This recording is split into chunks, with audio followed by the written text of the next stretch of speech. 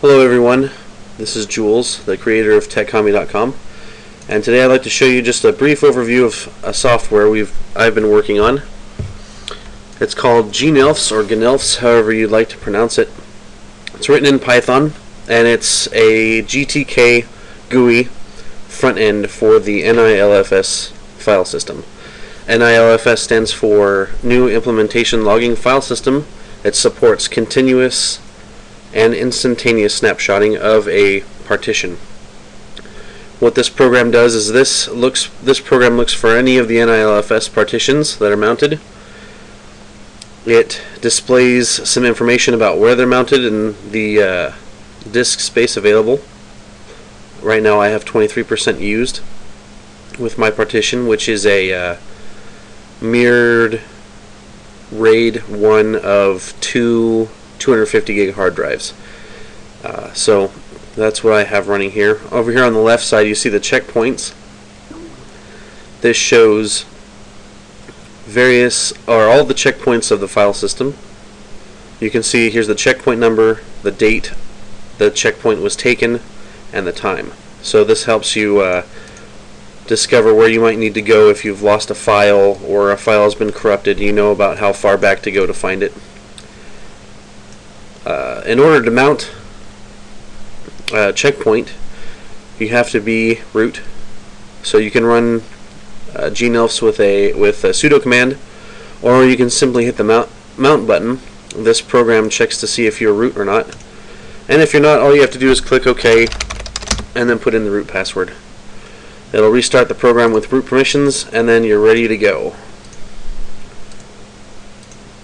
You can see different iterations of, that's where I added my videos. You can browse the partitions. You can also take a file and drag and drop it. This program only mounts the checkpoints read-only, so you can delete what you've copied over, but it's impossible for you to delete anything that's been saved to the gNILFS partitions. And there you go. There's been a couple things that I've added to the program to check for some fault tolerances. Here I'm going to mount a second gNILFS partition that's on an external hard drive I have. And if you go to mount, you can see that it's complaining about multiple partitions. gNILFS can work with multiple partitions, but it's really not recommended because all of the checkpoints wind up getting smashed together.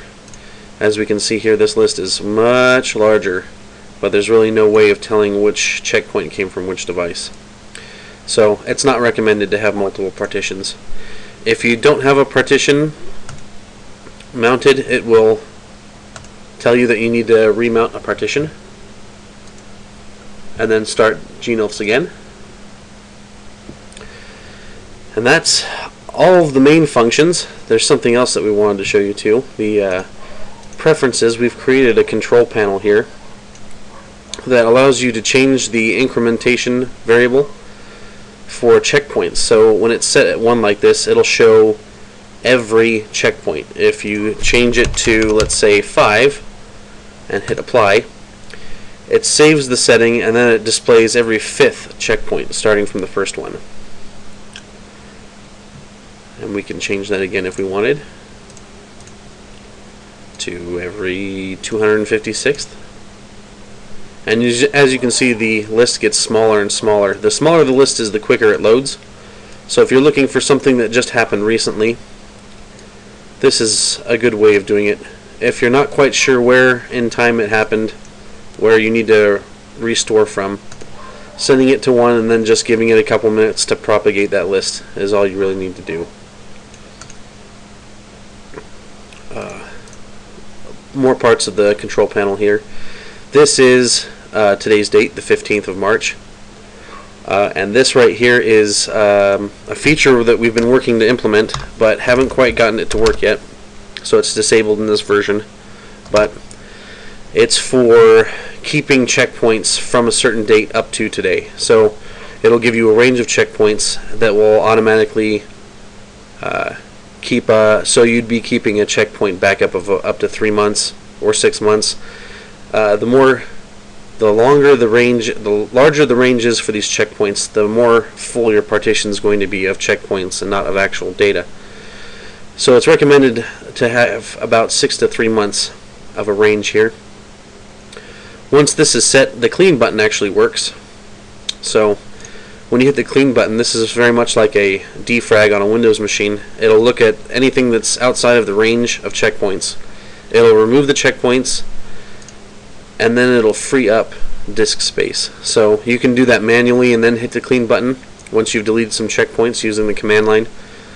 But a few weeks ago I had about 67% usage on my disks, and I deleted a few months of checkpoints and then did a cleanup. And now you can see I'm only running at 23% usage.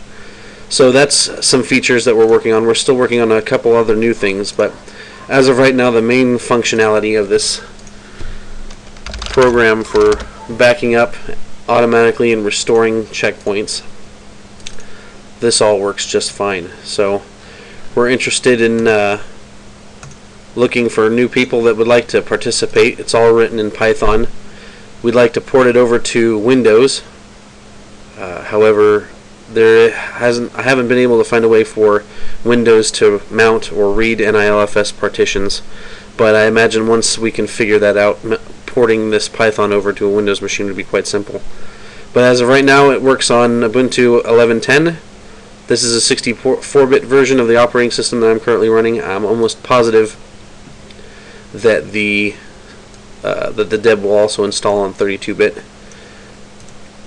And if you're interested on helping out, or maybe you have some comments or tips, feel free to leave them in the comment section below, or come visit us at techcommie.com. I've got a lot of articles about free softwares that I found and tips and tricks of getting things to work the way you want them to. Feel free to visit and post some comments, and thank you for watching.